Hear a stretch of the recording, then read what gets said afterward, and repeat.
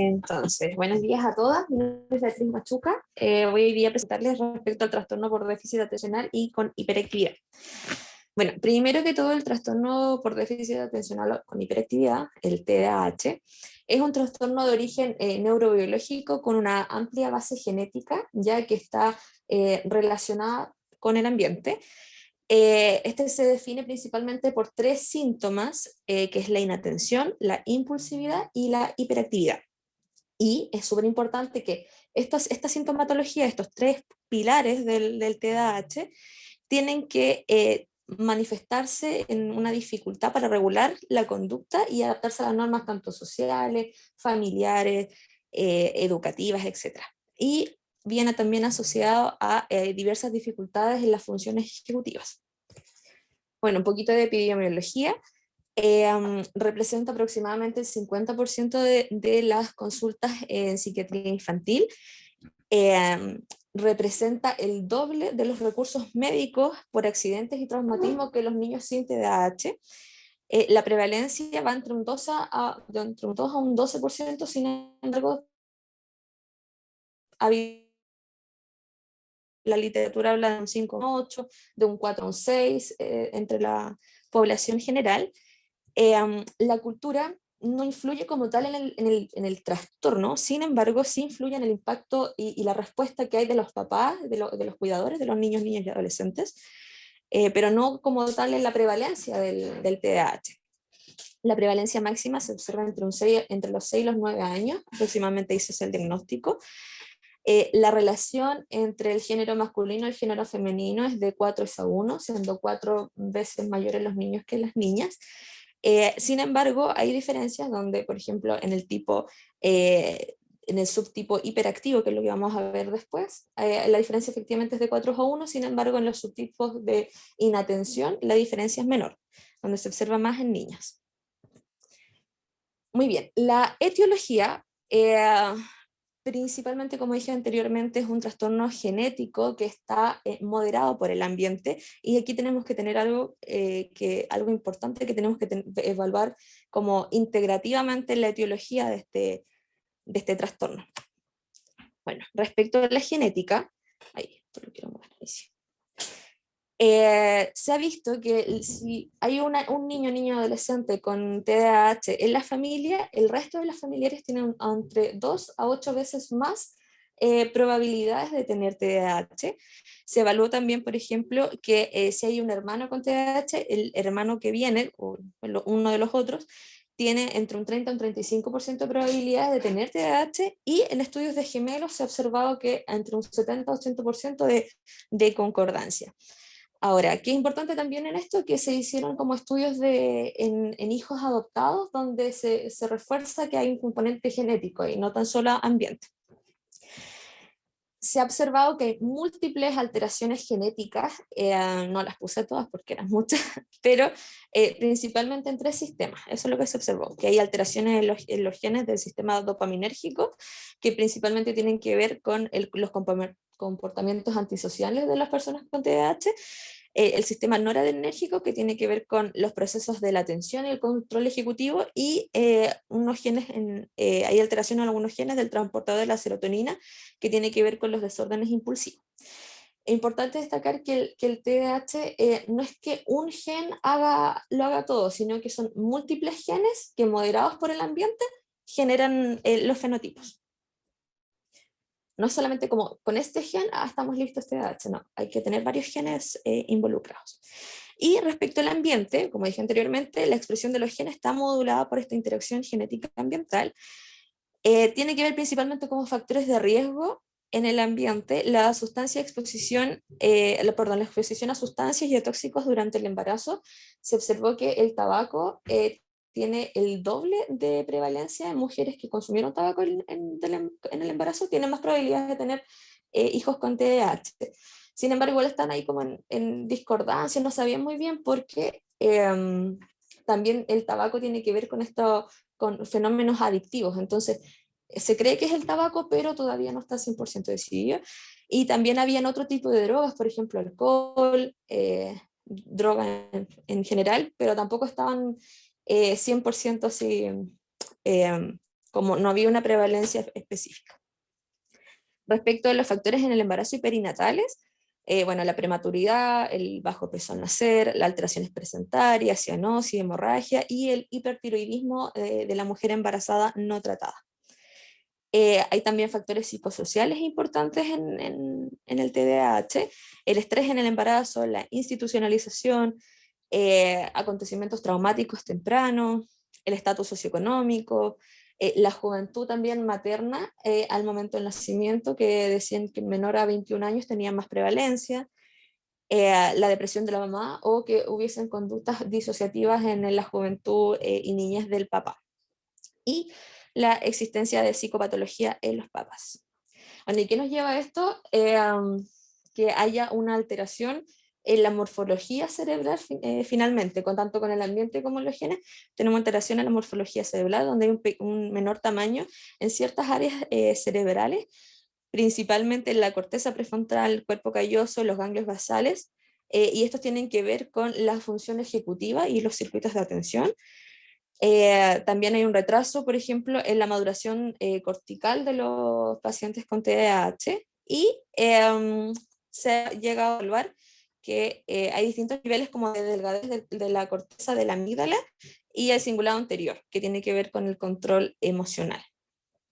¿Ya? Entonces, ¿qué podemos decir así como etiológicamente hablando? Es que tenemos un amplio, un gran componente genético en el TDAH que está modulado por el ambiente, y en el ambiente tenemos dos tipos, como podríamos dividirlo de dos tipos, que es los procesos que afectan directamente a la función cerebral, por ejemplo, si tiene hipertiroidismo, si hubo uso de fármacos, si hubo uso de drogas en el embarazo, y además, como eso es lo que influye directamente, y además los componentes como más que todo sociales, ambientales, los modeladores de la interacción. Muy bien, el diagnóstico del TDAH, este es el diagnóstico del DSM-5, se realiza cuando hay un patrón persistente de inatención y de hiperactividad e impulsividad por más de 6 meses. Estos tienen que estar presentes antes de los 12 años. Tienen que estar también presentes en uno más, o sea, en dos o más contextos, por ejemplo, no solamente en el colegio, sino que también tienes en el colegio y en la casa, en el colegio y en otro lado, o en la casa y en otro lado. Estos tienes que afectar como la funcionalidad de la persona y obviamente no tienen que estar explicados mejor por otro tipo de patología. Respecto a la inatención, estos son los síntomas que nos da el DSM-5. Básicamente es, no sé, pues no pueden estar sentados tanto tiempo prestando atención a una sola cosa, cambian de tareas habitualmente, se pierden cosas, pierden tareas, se distrae con facilidad. Eso, y estos síntomas y varios más. Estos síntomas tienen que estar por lo menos 6 síntomas por 6 meses. Y en los adolescentes se le pide que tengan 5 síntomas por 6 meses. Estos son los síntomas de hiperactividad e impulsividad. También tienen que estar más de 6 síntomas por al menos 6 meses. Y en adolescentes y adultos se pide que tengan 5 síntomas por más de 6 meses. Y la hiperactividad e impulsividad, bueno, tiene, todos estos son los síntomas que finalmente frecuentemente se golpea, por ejemplo, no puede quedar sentado, habla excesivamente, no respeta turnos, interrumpe habitualmente a otras personas. Y esto es bien frecuente, es como que siempre está ocupado, que es como si lo impulsara un motor, que eso dicen los papás, que no para en ningún momento. Bueno, esos son los síntomas que nos dice el DSM-5, pero también se puede asociar, por ejemplo, a dificultades para priorizar, para manejar el tiempo, para iniciar y completar objetivos, y completar tareas también. Eh, Deficiencia también en la memoria de trabajo, que es muy importante. Dificultades para relacionarse socialmente y principalmente por el rechazo por parte de los pares, que por ejemplo, si este niño o niña adolescente no respeta turnos, no respeta los juegos externos, va a generar un rechazo desde los compañeros hacia ella. La autoestima se puede ver dañada y puede llevarnos a otra comorbilidad. Y además que se puede asociar también a las etiquetas que habitualmente nosotros observamos, que no sé, se pueden dar en múltiples sistemas, en el colegio, por ejemplo, que ya los niños tienen dificultades para concentrarse, para estar quietos y más encima se les etiqueta. Y tenemos distintos tipos de presentaciones. Está la presentación combinada, donde se observan los 3 síntomas principales y se cumplen tanto los 6 síntomas del sector de inatención y se cumplen los 6 síntomas del sector de la hiperactividad. Son problemas más externalizantes. Después, ese es un tipo de presentación, la combinada. Después tenemos la presentación que es hiperactividad e impulsividad, que solamente se cumplen los 6 síntomas de la parte de hiperactividad y no se cumplen los 6 síntomas de inatención. Y después tenemos la inatención, que se cumplen los 6 síntomas de la inatención y no de la hiperactividad. Y estos son problemas habitualmente más asociados a problemas internalizantes, por ejemplo, ansiedad, depresión, y es más frecuente en niñas. Respecto a las edades, este es un trastorno que va evolucionando en el tiempo, no siempre se queda de la misma forma y va de acuerdo a la evolución propia del niño, niña y adolescente. En escolares lo más habitual es que observemos hiperreactividad, oposicionismo, tendencia a las desregulaciones emocionales. Como la presentación más habitual es con la hiperactividad y la impulsividad. Tiene, por ejemplo, dificultades para seguir instrucciones, toma cosas sin permiso y nunca está quieto.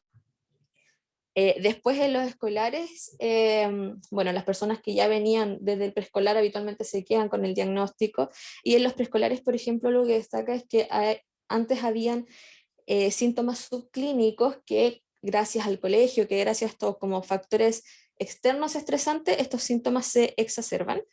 Empiezan los problemas académicos, los problemas familiares por esto mismo. Puede estar comórbido también el oposicionismo y la agresividad, y aquí se observan, por ejemplo, evita el inicio de deberes, puede realizar los trabajos de dos formas, o muy lentamente, o también realizar así como trabajos muy rápidos y con muchos errores para terminar pronto las tareas.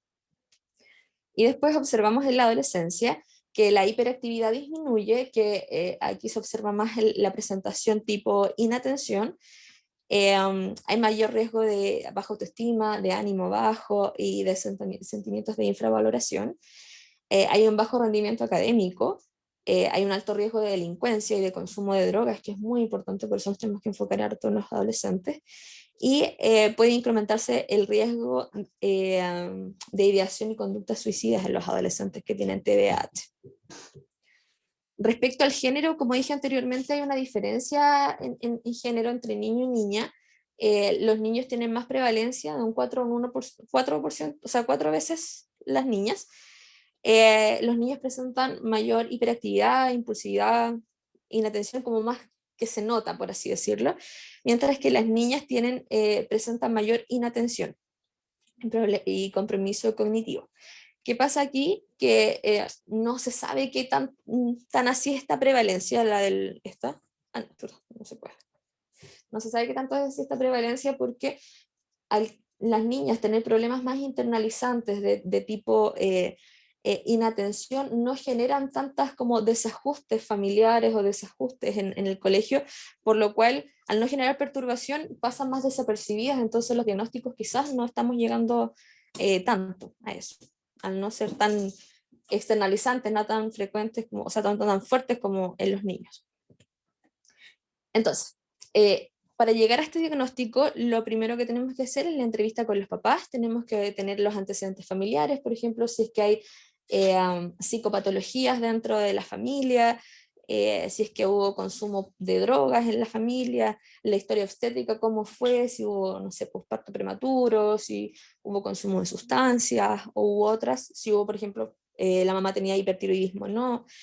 La historia del desarrollo temprano también es importante, qué hitos fue cumpliendo, cuáles no, si hubo un cambio abrupto. Y la evolución de la sintomatología. Como dije anteriormente, esto va por edades, se va adaptando al crecimiento del niño o niña, así que igual hay que ir evaluando.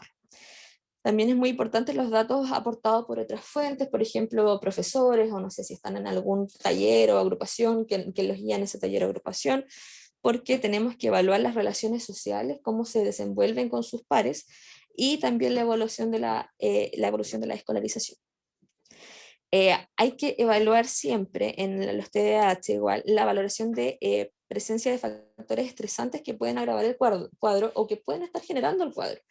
Porque, por ejemplo, no sé, si fue de inicio agudo, por ejemplo, de inicio abrupto, que con estos síntomas, siempre hay que sospechar negligencia, abuso, otro tipo de problemas más allá de quedarnos con la simple enfermedad, sino que, o el simple trastorno o el diagnóstico.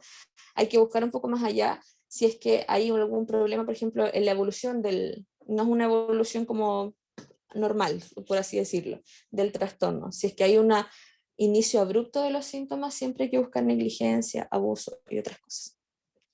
Determinar la existencia de comorbilidades.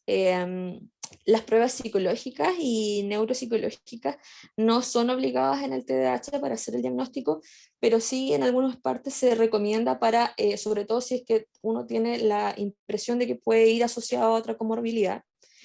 Y si es que uno asocia, obviamente si se asocia a otra comorbilidad o uno tiene una sospecha, siempre hacer pruebas auditivas, visuales de laboratorio para descartar causas orgánicas.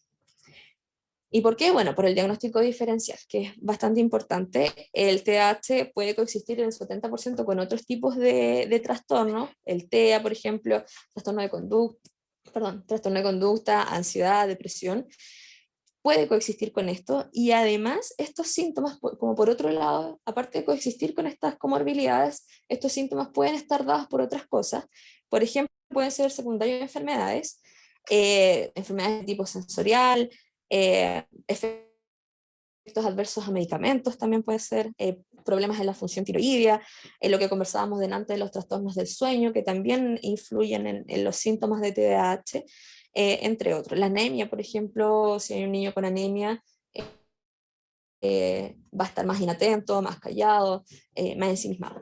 Y también pueden ser secundarios a factores ambientales, que es lo que les conversaba recién respecto al maltrato, a la negligencia, al abuso, la falta de hábitos de sueño, por ejemplo, estresores en general, y algo muy importante, que las inconsistencias en las pautas educativas de los cuidadores, hay que siempre tener ojo en eso, porque puede estar enmascarando, o sea, puede estar el diagnóstico, pero los síntomas pueden solamente deberse a esto, a los problemas en las pautas educativas de los cuidadores. Bueno, un par de palabritas de tratamiento, así bien cortito. De suma importancia la intervención precoz en el TDAH, eh, porque hay que disminuir el riesgo y las repercusiones tanto en el paciente como en su entorno. Por ende, es muy importante como la planificación del tratamiento. Se hizo un estudio en el 96 que duró 16 años, donde se siguieron a niños con TDAH y a niños sin TDAH, y donde se evaluó qué tipo de tratamiento era el mejor para los niños. Lo dividieron en subgrupos. Uno solamente tenía terapia farmacológica, otro solamente tenía terapia psicológica, otro tenía los tres y otro tenía ningún tipo de tratamiento. Y se observó que el mayor cambio en lo que era más eficaz era la terapia combinada, es decir, farmacológica con terapia cognitivo-conductual, eh, por sobre el resto de las terapias. Eh, Igual hacían el alcance de que la terapia farmacológica como tal igual era efectiva por sí sola, pero con terapia psicológica asociada, tanto padres como profesores se sentían más a gusto, y además la cantidad, la dosis de medicamento que necesitaban los niños era menor. Entonces, se quedó esto como una de las, lo mejor, por así decirlo, que podríamos llegar al tratamiento, que es tanto la terapia farmacológica como la psicológica, en conjunto. Y también se recomienda, aparte de eso, integrar a los colegios en las terapias, por ejemplo, evaluar qué es lo que piensan los profesores respecto a este trastorno, porque a veces hay desinformación, sobre todo en profesores que no están en el ámbito de necesidades educativas especiales, respecto, no sé, los profes de repente piensan, o pueden llegar a pensar, no todos obviamente, de que es porque quieren, o porque son mal enseñados, o no saben cómo comportarse, pero hay que explicar que esto tiene un componente genético, que es algo neurobiológico, no es porque los niños quieran ser así, no. También en la literatura hablan sobre programas de entrenamiento conductual para los papás y las mamás, no para los niños solamente, sino que para papás y mamás también, de niños diagnosticados. Y obviamente el entrenamiento de habilidades sociales en niños, niñas y adolescentes también es muy importante. ¿Y por qué el tratamiento es importante? Por el pronóstico. Porque Las personas con TDAH tratado, el 80% tiene un pronóstico favorable, tratados antes de la adolescencia, eso es importante. Y el 20% de estos, que habitualmente son los casos más severos, pueden tener persistencia de los síntomas en la edad adulta. Ahora, de los pacientes, de las personas no tratadas, el 20% va a tener una remisión funcional, es decir, van a poder llevar a cabo las vidas como las, todas las actividades de la vida diaria que tienen que hacer, y el 80% va a tener un mal pronóstico a largo plazo, donde eh, pueden haber trastornos de la conducta en la adolescencia, trastornos de la personalidad de tipo delictivo, alcoholismo, farmacodependencia, y en general dificultades para las relaciones interpersonales. Eso es en caso de los no tratados. Por eso es importante el tratamiento previo a la adolescencia.